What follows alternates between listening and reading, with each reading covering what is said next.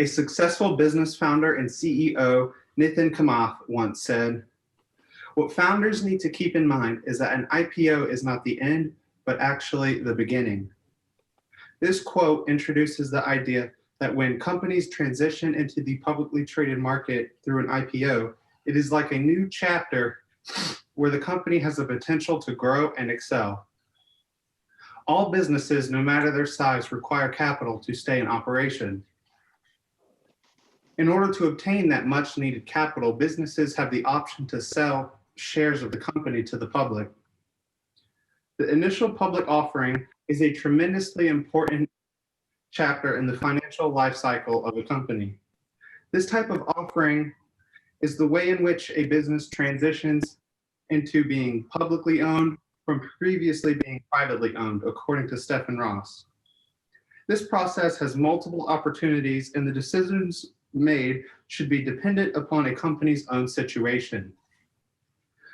Transitioning into the publicly traded market can be advantageous for a company in need of capital.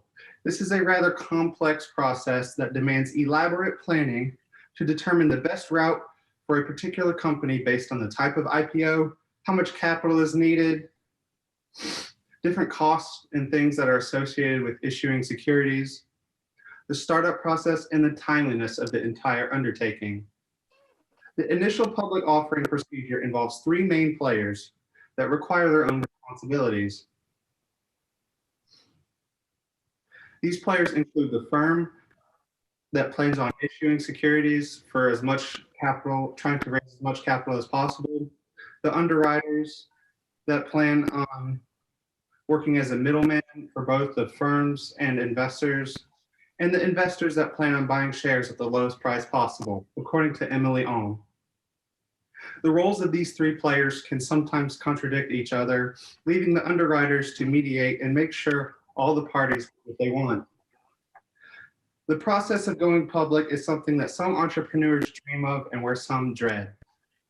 It is a unique opportunity for a company to advance, but it depends on the situation for each case. Now to Alex to go more in depth on this topic. All right, so since an IPO and businesses, there's so many risks involved and there's so many different variables involved. There's certain different IPOs for different situations. The most common IPO is the firm commitment IPO. In this initial public offering, the company will go to an underwriter and they will negotiate a price for the shares of the company. Upon that, the firm takes on all the inventory of that company. So they're taking on all of the risk of that company, basically. So while that might be risky to the firm and the underwriter, at the same time, it might be the most beneficial way because it goes ahead and negotiates that price for these shares to allow for the company to go public. That being said, it puts more responsibility into the firm as opposed to the company. So the firm has more power in delegating what the share price would be. For example, Facebook did a firm commitment with Goldman Sachs. Goldman Sachs bought all the shares of Facebook, but at the same time, they were able to underwrite Facebook and they were able to profit millions of dollars off of that transaction, that initial public offering. So Facebook was able to go public in a timely manner, but at the same time, they took that loss of the millions of dollars in shares that the bank profited from. Now, it's not necessarily going to be a firm commitment where they negotiate a fixed price for the shares. Sometimes there's different things involved and the market might be a little bit more risky, or whatever the company is a little bit more risky as opposed to what the shares are. So the investment bank might not necessarily want to take on all the shares of the company. So they'll do what they call a best effort commitment. This is where they buy as many shares as they can, as they feel like they should, but at the same time, not buying all of the shares, not taking all of the risks. And this can be good because both the underwriter and the company can both profit without too much risk involved in both parties. And they can both more comfortably find a price for the share and go public. So there's those two. And then you have the Dutch offer, which is an auction And this is used for, it's basically an auction where they find the highest bids for the shares of the company, and they'll bid to see what the best price would be. According to James Chen, the price with the highest number of bidders is selected as the offering price. And this price may not necessarily be the highest or lowest price, but it's the one that the highest number of bidders selected. This can be good because it can find what the best price would be, but at the same time, it might not have the most accuracy because it's an auction. It might not have the best price for the shares. So there's a little risk involved with that. So certain companies use the Dutch auction. The US Treasury uses a Dutch auction to sell its shares, and that is the best type to use for that. So if you're a company and you're trying to figure out what kind of IPO you want to use, you want to really think about, you know, what kind of inventory you have, what kind of risk you want to give the underwriter, how much power you want to give the underwriter over your inventory. And you really want to think about the best way to negotiate that share price and figure out the best way to get the price for that share when you go public, so that you can profit and the underwriter can profit and everyone can make money. And that's basically the idea, is that everybody benefits with an IPO and not too much risk is involved.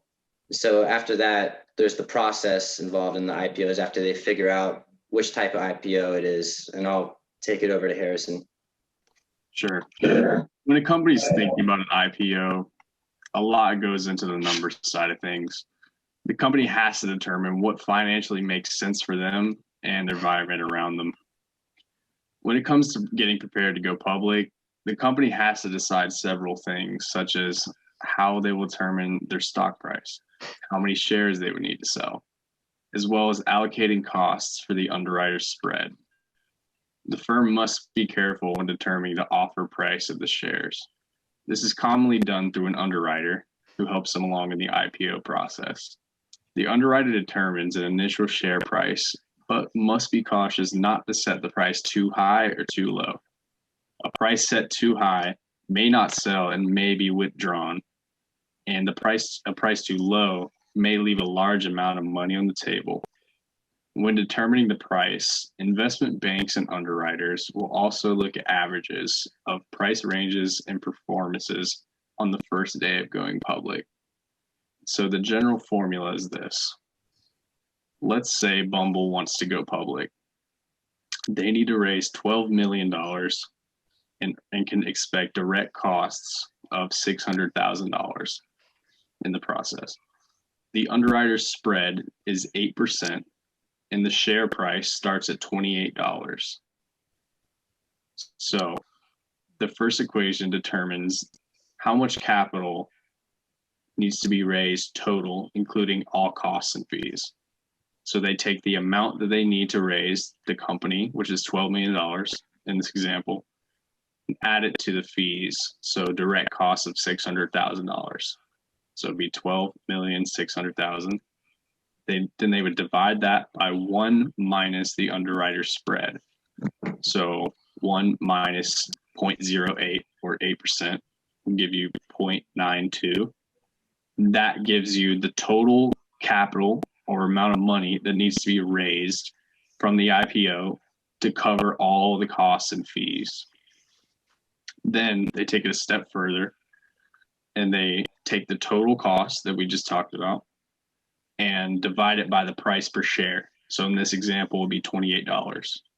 This determines how many shares should be sold in the public market for everything to make sense.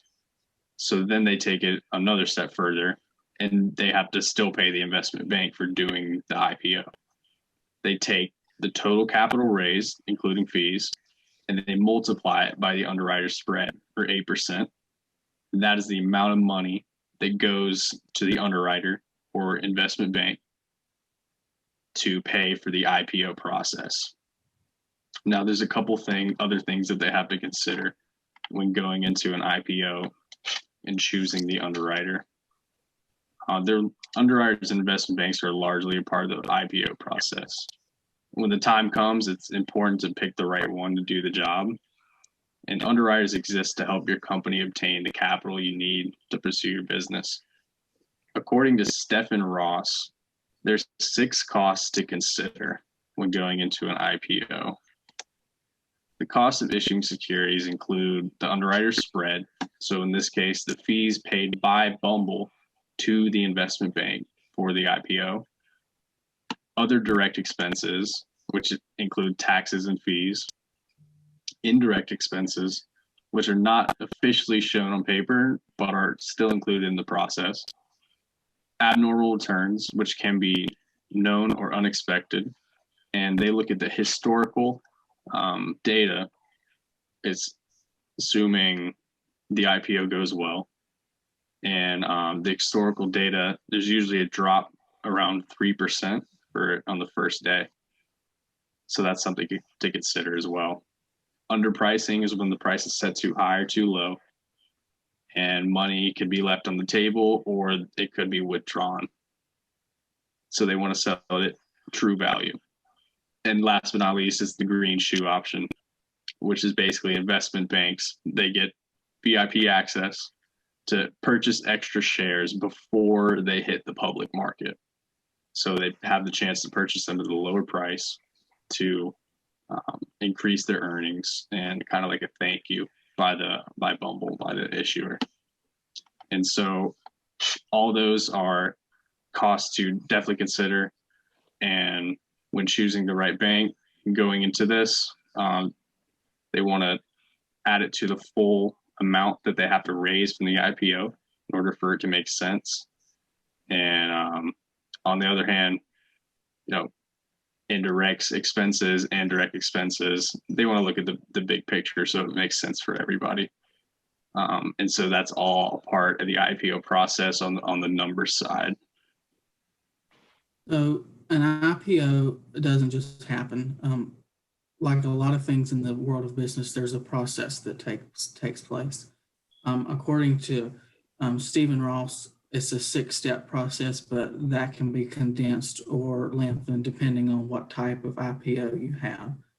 So generally, the first step of the process is the company's current investors, their bankers, their accountants, their lawyers. They all meet with the board of directors and they lay out their plan of the IPO. And this is kind of their sales pitch. Roles are assigned as to who's doing what. A timeline is created as to when what will happen. And then all required forms that may pose difficulties in the future are identified and laid out. Once the board of directors approves, the investment banks are selected and the registration statements filed with the SEC. Ross makes this 2 different steps, but this really could be combined into one. The registration statement is the outcome of the meeting that happened in the first step. It outlines all of the company's current business, who they do business with, how they do business. It identifies all risk factors that the company may face in the future. It shows their current financial documents, and arguably the most important, the company's future plans. Once this registration statement is sent to the SEC, there's a waiting period, which usually lasts around 20 days. And this is when the prospectus is crafted. The prospectus is the future investors' copy of the registration statement. The goal of this is to provide the future investors enough information to determine whether they want to invest in the company or not. So after roughly 20 days, the SEC approves the registration statement. They can fail it or disapprove it, in which in that case you would go back to step 2. But when they approve the registration statement, the company can then begin selling their securities to the public. However, it's not full speed from the beginning. There are a few time restrictions and delays. There's 2 major timeliness and delay issues that the company faces once they decide to go public. The first is a lockup agreement. And what a lockup agreement does is it's a document created by the company, which insiders have to sign, that they will wait a certain amount of time before they sell their stock. These periods can vary in length, but are usually around 180 days. And what this agreement does is it prevents the value of the company's stock or securities from plummeting from the beginning. It kind of pads the value of their stock from the beginning. The second one is a quiet period, which is set by the Securities and Exchange Commission. And what this does is it states that the underwriters cannot give internal information about the company to the public during this time. The quiet period starts from the first step when the company meets with the board of directors and goes 40 days out. After that, the underwriters are free to do whatever they want. They can publish reports or whatever it may be. But the goal of this quiet period is, again, to put the ball in the investors' court and make them decide on their own whether or not this investment is for them. And now back to Adam. Transitioning into the publicly traded market can be advantageous for a company in need of capital. This is a rather complex process that demands elaborate planning to determine the best route for a particular company based on the type of IPO, how much capital is needed, different costs that are associated with issuing securities, the startup process, and the timeliness of the entire undertaking. Although the IPO process is a complex and tremendous feat, the companies that come prepared can gain the capital to make their operations long-lasting and improve in areas that need funding. Furthermore, to what Nithin Kamath said, what founders need to keep in mind is that an IPO is not the end, but actually the beginning. Gaining an understanding on what transitioning into the publicly traded market can do for a company allows companies to take the next step of their financial life cycle. Thank you.